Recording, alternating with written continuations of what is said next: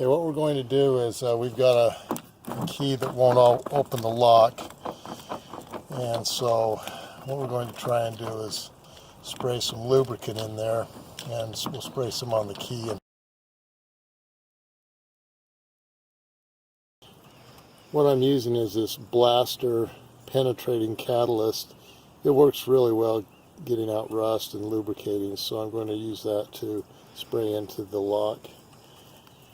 So you want to get something to open it up a little bit, and then you'll just go ahead and spray it inside,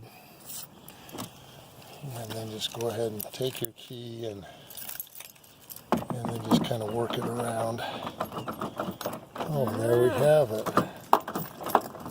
So great. Well, hopefully this will help you. Just spray a little bit of lubricant. You can use WD-40. Any type of lubricant should work. It's good to do that every once in a while. Thanks for watching Big Al Repairs, and hopefully you'll subscribe.